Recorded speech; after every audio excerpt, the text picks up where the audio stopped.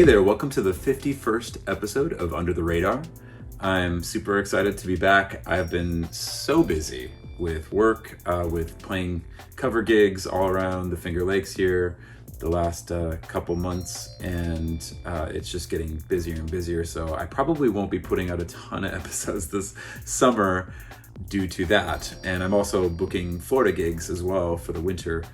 I'm gonna go snowbird style. As far as enslaved to servant news, there's nothing really new other than you can go get the Aletheia EP on Bandcamp for free if you'd like to check out the link here on the screen. So without further ado, I'd like to just bust into this next artist. So the band that I'm going to mention today is a band that briefly was mentioned in a Fall Out Boy episode. They had played a show, and Fall Out Boy did a secret show where they came on after the band's set. And that band is a band from the Chicagoland area by the name of June. Now, what I'm holding here in my hand is the band's first proper full-length on Victory Records. And this didn't come out till 2005. I'm not going to cover this record. I am going to instead observe a little bit of history on the band.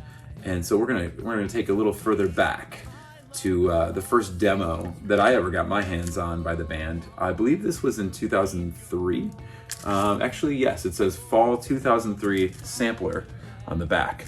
And I believe that there were 4 songs recorded at least for this. This was technically an EP, and they handed out 2-song samplers of what they had done self-produced. A very kind of lo-fi, kind of emo rock.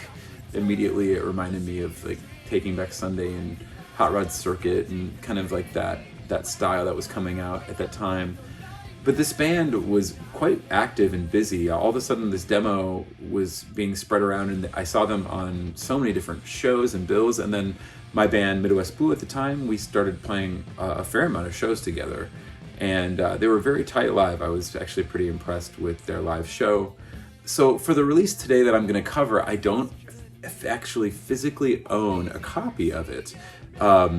Ironically, I remember being at the Knights of Columbus and receiving a CDR version from the drummer of June, Mr. Mark Suter.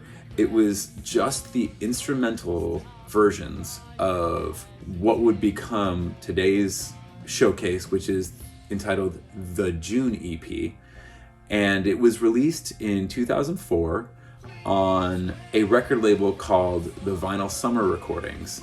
And that was a label that was owned by Jessie Meiselman. And she was, the first time I remember meeting Jessie was she was taking photos. She was a photographer, and she would go and shoot Knockout. And I remember meeting her there, and she would just take photos of all the bands. Fall Out Boy. One time she came and took photos of my band Midwest Blue at Metro, and she was very artistic with her style of photography, very cool. Anyhow, so Jessie was a very cool gal in the scene, and she decided to start a record label called the Vinyl Summer Recordings, which was pretty short-lived, but she did put out a number of releases. The June EP was recorded by Dan Duzinski from the band Retro Morning, which I mentioned in a previous episode. Dan was the singer of Retro Morning and guitarist, songwriter, and then later formed a band called This Is Me Smiling, which I think I've talked about in a previous episode, at least in the Retro Morning episode, of how much I loved This Is Me Smiling. And I loved Retro Morning, but This Is Me Smiling will be a band that I will cover in the future. Actually, the label that put this EP, the June EP, out was the original label that released This Is Me Smiling's first full-length album, which I will be covering definitely in the future. Anyway, Dan Duzinski was really good at recording. He had a little studio called Big Gold Studios. I think he recorded Duval's Christmas album there, which is an amazing release as well. A bunch of different bands he's recorded. He got a lot of his chops from recording with Sean O'Keefe and things like that, and he was just really good at it. So this EP, when it dropped, was actually quite impressive, the quality.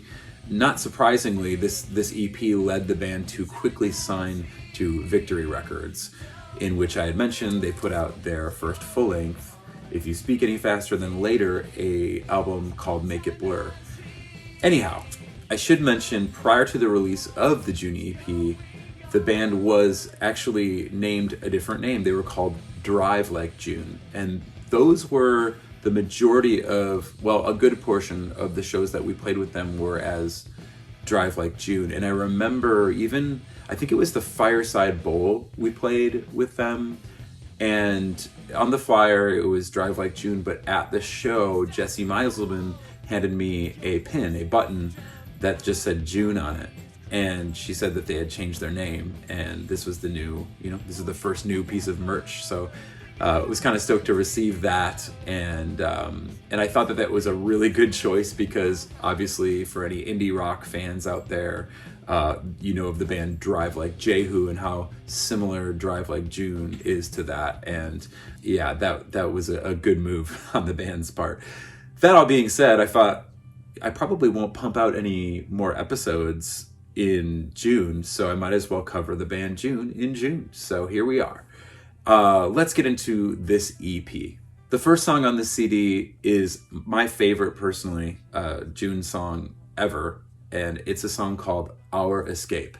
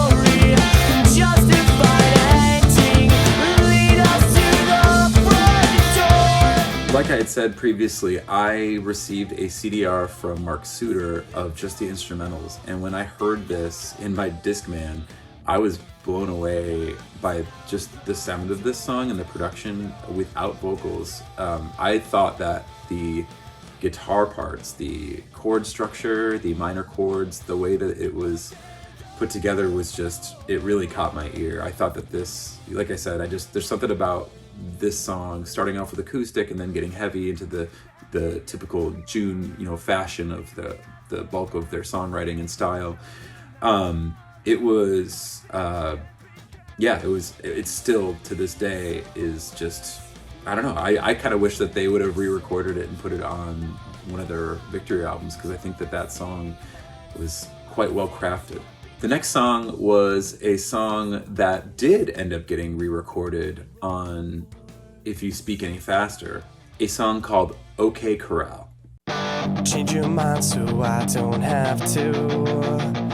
Is your target in position? Am I in position? 'Cause I won't surrender till I'm surrounded. Am I surrounded?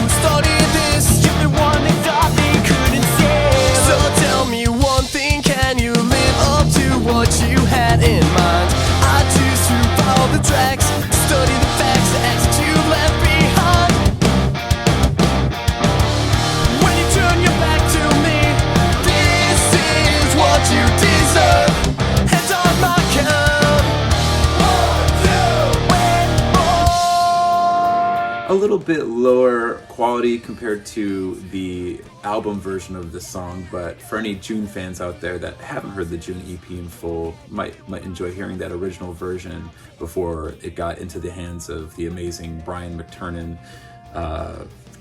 That was really cool to watch June record their next, effort with him, and Brian being the guy who recorded my favorite Hot Rod Circuit album, Sorry About Tomorrow, Hot Water Music, Thrice, Circa Survive, Turnstile, so many different bands that Brian recorded, and he did a great job on the band's full length for Victory. But again, back to this EP, the next song on this EP was a song that was not re-recorded, and the song is entitled The Sentence.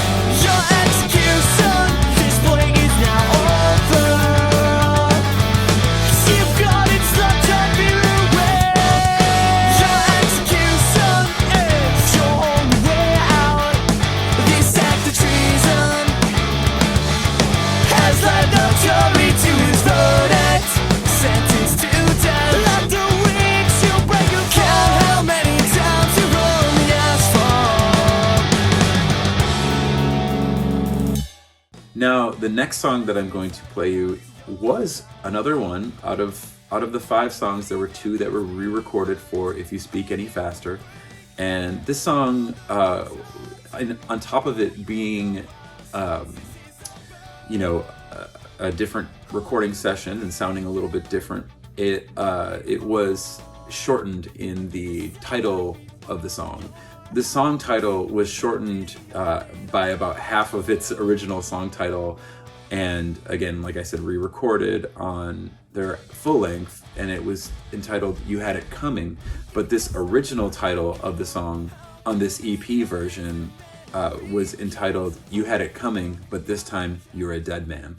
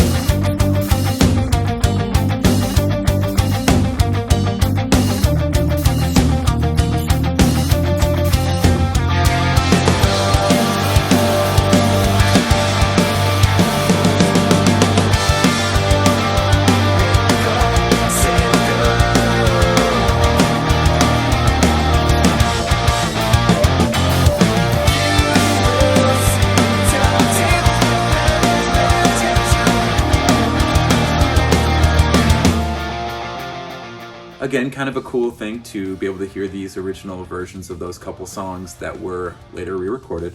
The final and 5th song on the June EP is a song that was not re-recorded, and this song is called Joanne's Story. So here I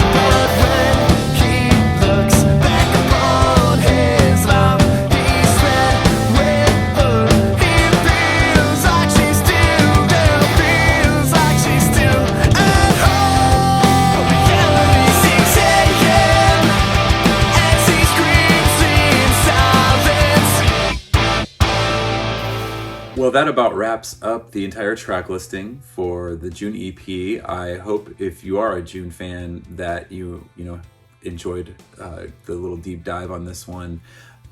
It's not hard to see, especially in hindsight, that the band, went to victory off of this one. And, I was going to say the band was working pretty darn hard. And I remember, we played with them. I had mentioned this in the Academy episode. The Academy played the Metro. They headlined, and then we co-headlined. And October Fall played, I think, second, and then June opened. And June actually outdrew both October Fall and Midwest Blues. So it was kind of obvious that this band was going somewhere based on how they were operating and their sound and the recent production. I think teaming up with Jesse Meiselman with the Vinyl Summer recordings was a really good move. She was very driven, very cool gal. All the guys from June were always really nice. Shout outs to Tim Brennan and Mark Suter and Mark P and AJ. I always enjoyed playing with them. I did want to mention on the Victory Records tip, obviously I covered Spitalfield in a previous episode, and they were the band that really were the first ones to sign to Victory from our scene. I think they were maybe the only Chicago band to sign to Victory. There might have been one before them, but I think they were one of, if not the first, one of the second band to ever sign to Victory that was actually from Chicago.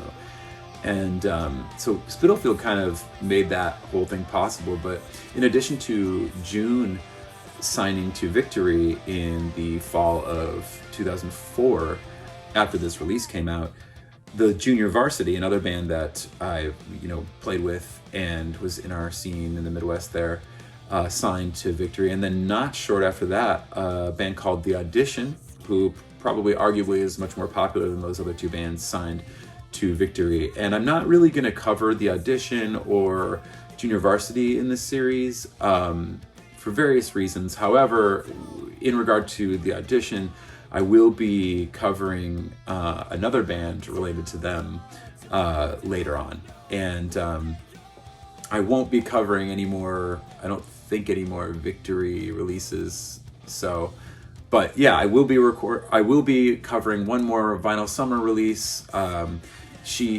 Jessie, I remember when she was talking with the first band that they put out, which is a band called Rydia, and she just did a really good job with her little label. I mean, she put out the June EP, and then she put out this Counting Crows tribute album, which was really cool, and then eventually This Is Me Smiling. And I think, if I'm not mistaken, she put out Juliette Lewis, it might have been Juliette Lewis and the Licks, one of their, just the vinyl version of the album. I think she put that out, but I'd have to research that further.